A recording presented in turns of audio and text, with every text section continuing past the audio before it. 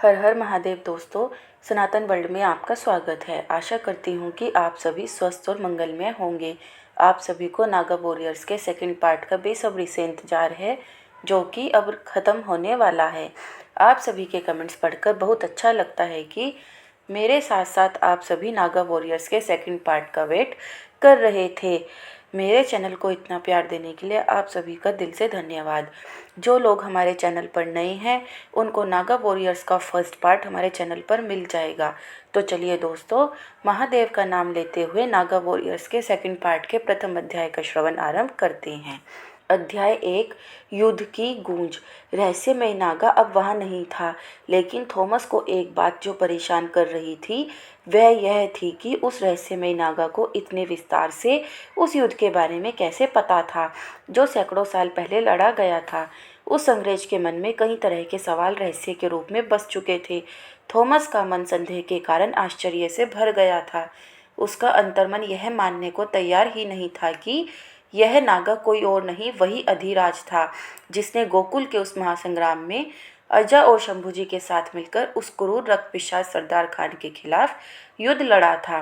नागा तो जा चुका था, लेकिन जाते जाते अपने साथ कई सारे प्रश्नों के उत्तर भी ले गया था, चाहे वे उसके स्वयं के बारे में हों या गोकुल के उस युद्ध के बारे में जो एक ऐसे धर्म को बचाने के लिए लड़ा गया था जिसके बिना इस संसार की कल्पना नहीं की जा सकती, जिसके बिना मानवता अपनी वह पवित्रता खो देती जैसा कि ईश्वर ने इसे गढ़ा था। और यह धर्म था, वर्तमान में है और आदि अनंत काल तक बना रहेगा, यानी सनातन धर्म। उस धर्म युद्ध का अंत क्या हुआ था और जहाँ तक उस रहस्यमय नागा ने थॉमस को बताया था, युद्ध में उससे आगे क्या हुआ था, थॉमस ये सब जानने के लिए बेचैन हो उठा। वह यह जानने को बेहद उत्सुक था कि गोकुल के उस महाप्रलयकारी युद्ध में अजा के साथ आगे क्या हुआ, जिसके साथ 17 अन्य साधु और साध्वियों की मुट्ठी भर टोली युद्ध के उस कालखंड में कभी न डिगने वाली चट्टान की तरह खड़ी थी।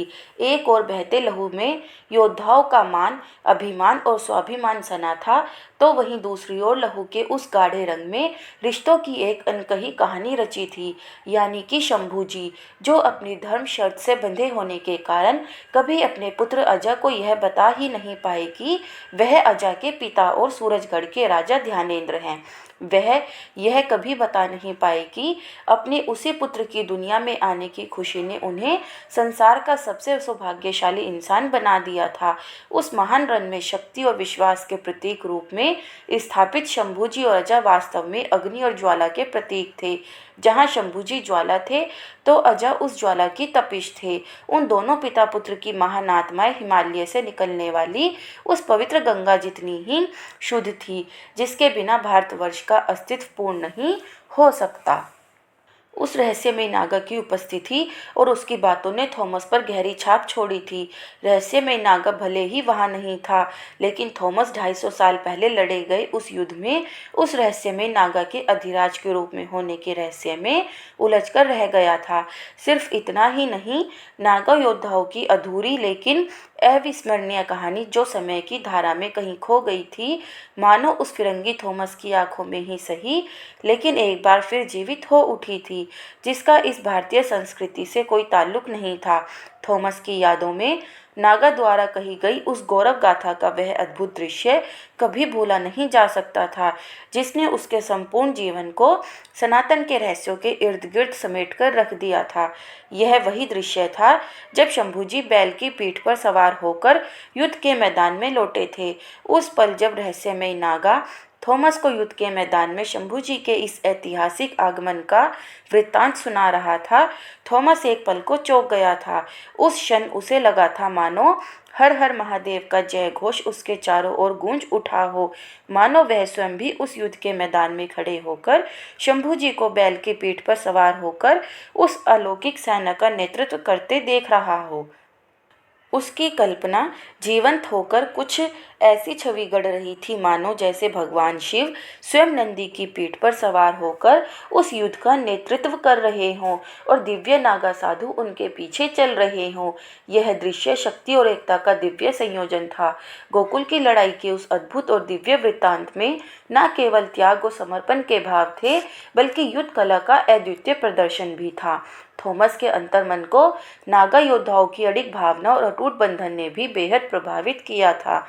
अंग्रेज इस बात से बेहद हैरान था कि कैसे मुट्ठी भर नागाओं ने अफगान सेनापति सरदार खान के नेतृत्व वाली पूरी आसुरी सेना को लगभग नष्ट कर दिया था। इसके अतिरिक्त थॉमस की आंखें वनराज के उस पराक्रम को याद करके भर आई थी जब उसने युद्ध के उन अंतिम क्षणों में बचे हुए नागा साधुओं को अपनी बची हुई शक्ति और अपने अद्भुत साहस को समेटने का अवसर दिया था। प्रकृति के उस लाडले पुत्र ने जंगल में रहने वाले अपने विशालकाय गजराज भाइयों के साथ उस भीषण काल भूमि में प्रवेश करने के साथ ही लड़ाई की दिशा को नागा योद्धाओं के पक्ष में मोड़कर रख दिया था। दुलारी का विशालकाय शरीर, उसकी मदमस्त चाल और साथ ही उसकी वनराज की भावनाओं को समझने की सहज क्षमता उसे कमाल का साथी बना देती थी। वनराज और दुलारी ने अपनी रणनीति का उपयोग करते हुए और अत्यंत बहादुरी का परिचय देते हुए अफगानों के विरुद्ध उस महान धर्म युद्ध के उस काल समर में कभी न भुलाई जा सकने वाली एक महान लड़ाई लड़ी थी और अपनी पूरी शक्ति झोंक दी थी। परंतु अंत में उन अफगान आतताइयों के हाथों एक दर्दनाक अंत और एक महान पथ को प्राप्त हुए थे। लेकिन अपने गौरवशाली अंत से पहले वनराज ने सनातन की प्रकृति से जुड़ी उस दिव्यता का परिचय दिया था जिससे दुनिया की सारी संप्रदायी शक्तियां हैरान थी। वनराज ने दुलारी की पीठ पर बंधे थैलों में रखे उन सांपों को मुक्त किया था जो उन अफगान आतताइयों का काल बनकर उन्हें निगलने के लिए तत्पर थे और उस धर्म युद्ध में अपने योगदान को अंकित करवाने के लिए बेहद रोमांचित भी थे। शिव भक्त वासुकी जो भगवान शिव के गले में लिपटे रहते हैं, उनके उन प्रतिनिधियों ने अफगानी सैनिकों के अहंकार को चकनाचूर कर रख दिया था। हालांकि वे सभी वीर गति को प्राप्त हुए थे और उन सबकी प्रतिष्ठा पृथ्वीलोक से लेकर देवलोक तक किसी दिव्य प्रकाश की तरह फैली थी, परंतु फिर भी उन वीर योद्धाओं ने अपने पीछे याद करने और गर्व करने के लिए अपनों को छोड़ दिया था। और उन अपनों में सिर्फ इंसान ही नहीं, प्रकृति के कलेजे के टुकड़े, पक्षी और पशु भी शामिल थे। नागाओं के साथ साथ छोटा गोलू और वनराज का नीलकंठ भी चुपचाप उन सभी की मृत्यु पर आंसू बहा रहे थे जिन्हें उन दोनों ने परिवार के रूप में जाना और माना था। गोलू के साथ बाद में क्या हुआ होगा, थॉमस ने सोचा। उस प्यारे से नन्हे हाथी के बारे में सोचते हुए थॉमस का अंतर्मन नम्ह, भोला और शिवाय जैसे उन वीर योद्धाओं को याद कर भावुक हो उठा। उन तीन युवा नागा साधुओं को मठाधीश ने चितादस्ता का नाम दिया था। वे उस नागा जत्था के माथे पर मुकुट के समान थे जिसने महायुद्ध की सबसे महान दौड़ लगाई थी। अपनी निश्चित मृत्यु के बावजूद वे बिना हथियारों के सरदार खान की सेना की ओर दौड़े और अपनी निडरता का ऐसा परिचय दिया था जिस पर संपूर्ण मानवता और सनातन को गर्व हुआ था। जहां दुश्मन के तीर उनके शरीर को भेदते रहे, लेकिन उनके पैर दुश्मन और अपने लक्ष्य की ओर बिजली की गति से बढ़ते रहे थे और उन्होंने हार नहीं मानते हुए अपने उस लक्ष्य को साध लिया जिसके अंतर्गत मठाधीश ने उन्हें उन अफगान सैनिकों को सक्रिय करने का जिम्मा सौंपा था जो मठाधीश के सम्मोहन से वशीभूत थे। और जैसे ही उन्होंने हर हर महादेव का जय घोष सुना था, वैसे ही मठाधीश के सम्मोहन के प्रभाव में आकर अपने ही सैनिकों के अंदर मार काट मचा दी थी और हर हर महादेव के उस महान मंत्र का उद्घोष कर उन्हें सक्रिय करने वाले नम्ह, भोला और शिवाय ही थे। अगर उन महान नागाओं के जत्थे में शिव थे तो शक्ति ने भी धर्म को बचाने की बागडोर संभाल रखी थी, क्योंकि शिव जानते हैं बिना शक्ति के वे पूर्ण ही कहाँ हैं। साध्वियों की हड्डियां कपाने वाली हंसी, काले रंग से रंगा हुआ उनका चेहरा, बाहर निकली हुई जीभ और बिखरे बाल, साध्वियों के उस स्वरूप ने स्वयं काली का आवाहन कर दिया था। इन साध्वियों की हंसी इतनी डरावनी और भय से युक्त थी कि कई अफगान योद्धा तो साध्वियों को देखने मात्र से हौसला खोने लगे थे, जिनमें उनका सेनापति सरदार खान भी शामिल था। थॉमस को साध्वियों की वह ललकार याद आई जो उस रहस्यमय नागा ने सुनाई थी, जहां उन साध्वियों ने उन अफगानी आक्रांताओं को ललकारते हुए कहा था, तुम हजारों में थे और हम सिर्फ 111। देखो हमने तुम्हारा क्या हश्र किया है। तुम अब बस नाम मात्र बचे हुए हो, जबकि हम अब भी यहीं खड़े हैं तुम्हारे सामने, तुम्हारा काल बनकर। और हम तब तक यूं ही खड़े रहेंगे जब तक हम तुम्हें राख के ढेर में ना बदल दें। साध्वियों की इस ललकार ने जहां सरदार खान को भयभीत कर दिया था, तो वहीं बचे हुए और रक्त से सने नागा साधुओं की मुट्ठियां भींच गई थीं और उनकी नसों से रक्त का प्रवाह ज्वाला बनकर दौड़ने लगा था। एक एक नागा साधु 10-10 अफगानी सैनिकों को अपना लक्ष्य मानकर अपने अस्तित्व को शिव के चरणों में अर्पित कर चुका था। हर ओर शवों के ढेर थे। संख्या में नागाओं से 10 गुना थे अफगान सैनिक, लेकिन हताश थे। उधर चिलचिलाती धूप और हर ओर छाई शमशान सी खामोशी के बीच साध्वियों की ललकार को अपना अंतिम लक्ष्य और जीवन की अंतिम गति मानकर लड़ने को तैयार थे नागा। यह एक ऐसा दृश्य था जिसे देवराज इंद्र ने अपने इंद्रलोक में महल की दीवार पर उकेरवा दिया होगा और इस युद्ध को परिणाम जानने को व्याकुल होंगे। नागा योद्धा अपने अंतिम संघर्ष के समय बचे हुए 18 साधु और साध्वियों साथ खड़े थे, जिन्हें देववाणी में शक्ति और भक्ति का सर्वोत्तम गठजोड़ कहा गया होगा। सनातन के रणकुबेरों में साध्वी आद्यमा, श्यामा, मठाधीश, अधिराज, अजा, शंभुजी, कृष्णा और अन्य शामिल थे। इतिहास मानता है कि वे सभी योद्धा और वह महान युद्ध धर्म के लिए त्याग की ऐसी अमर कहानी है जिसे भारतवर्ष को अपने मन के मंदिर में बसाना चाहिए था, लेकिन देश के कुछ राजनीतिक जयचंदों के कारण इसे भुला दिए जाने की कोशिश की गई। जबकि थॉमस अब भी उस अंतिम नागा के बारे में जानना चाहता था, जो एक शिक्षक था जो अपने छात्रों को सांसारिक और आंतरिक मूल्यों का ज्ञान देता था, जिसका दिल उस दिन टूट गया जब उन अफगानी नरभक्षियों ने छोटे छोटे मासूम बच्चों का संहार किया था। ध्रुव उन मासूमों के शरीर से बहे रक्त की एक बूंद का भी बोझ नहीं सह सकता था। उसके कानों में गूंजती उन बच्चों की पुकार उसके कलेजे में खोलते लावे की तरह धधक रही थी।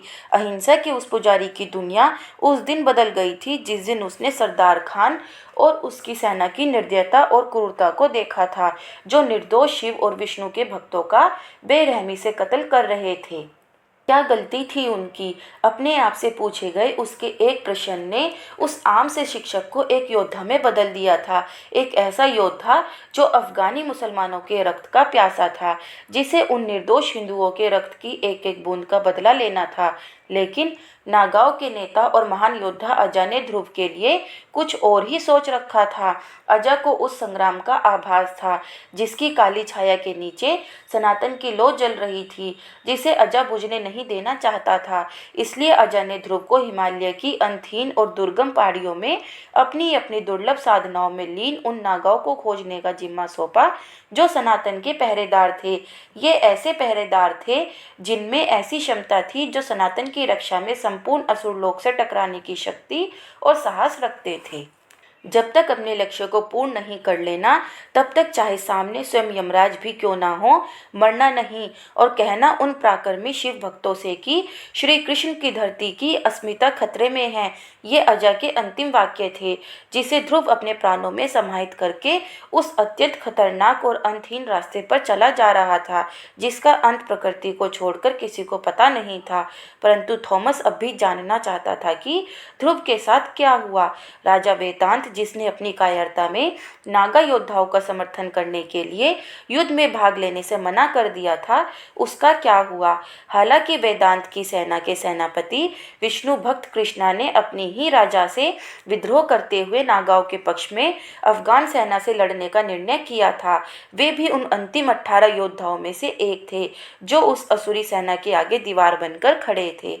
सूर्य की किरणें पर्वतों पर मनमोहक छटा बिखेर रही थी।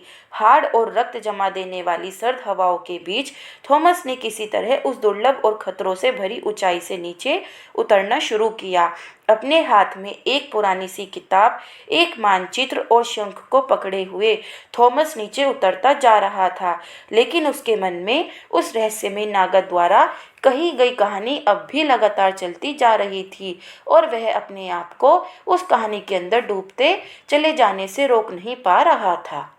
जितना उसने इस पर सोचा उतने अधिक सवाल उसके मन में आ रहे थे।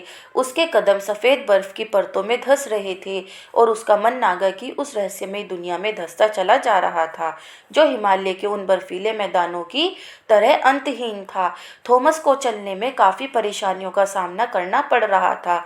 अपने आप को ठंड के कारण लकवाग्रस्त होने से बचाने के लिए वह अपनी बाहों को रगड़ रहा था तो कभी मानचित्र को देखकर सही रास्तों का पता लगा रहा था। थॉमस तेजी से आगे बढ़ ही रहा था कि कुछ दूर चलने के बाद उसने देखा कि दो जोड़ी पैरों के निशान पहाड़ की ओर चढ़ते हुए धीरे धीरे धुंध में कहीं गायब हो गए थे। थॉमस ने अनुमान लगा लिया था कि पैरों के ये निशान किसी अन्य के नहीं बल्कि उस रहस्यमय नागा और उसके शिष्य के थे जो पिछली रात गुफा के मुहाने पर बैठा कहानी सुना रहा था। थॉमस रुक गया। उसके मन में पैरों के इन निशानों के पीछे जाने का विचार कौंधने लगा क्योंकि थॉमस जिन सवालों के भंवर जाल में उलझा था उनके उत्तर उसी नागा के पास थे जिन्हें जानना थॉमस के लिए बेहद जरूरी भी था और रोमांचक भी। लेकिन वहां से लगभग 50 किलोमीटर दूर तक फैली बर्फ की चादर और हाड़ कपाती बर्फीली हवाओं के बीच दो लोग अपनी ही धुन में रमे हुए आगे बढ़ते चले जा रहे थे। मैंने वह सब सुना जो आपने उस विदेशी को बताया था गुरुदेव, चुपचाप चलते उन दोनों में से एक ने बर्फीली हवाओं के शोर के बीच जोर से कहा। रहस्यमय नागा ने पीछे चलते हुए अपने शिष्य के इस सवाल का कोई जवाब नहीं दिया और सामने खड़े उस पर्वत के अति मनमोहक चोटी को देखता रहा। जबकि कहानी में आगे क्या हुआ था इसे जानने के लिए उत्सुक उस रहस्यमय नागा के शिष्य माधव ने अपने स्वर में तेजी लाते हुए पूछा, अजात शंभू जी, मठाधीश कृष्णा और हर एक अंतिम साधु और साध्वी का क्या हुआ गुरुजी? इस बार उस रहस्यमय नागा ने अपनी दृष्टि सामने के पर्वत की उस चोटी से हटाते हुए अपने शिष्य की ओर घुमाई जिस पर सूर्य की किरणें सोने की भांति चमकती हुई प्रतीत हो रही थी। कुछ कहने से पहले रहस्यमय नागा के होठों पर एक मुस्कुराहट तैर गई थी। फिर कुछ क्षण तक चुप रहने के बाद उसने चलते चलते कहानी को जारी रखते हुए आगे कहना शुरू किया। दोस्तों, अगर आपको यह वीडियो अच्छी लगी हो तो प्लीज़ वीडियो को लाइक और चैनल को सब्सक्राइब करें ताकि यह वीडियो ज़्यादा से ज़्यादा लोगों तक पहुंच सके। और कमेंट में हर हर महादेव लिखना ना भूलें। हर हर महादेव।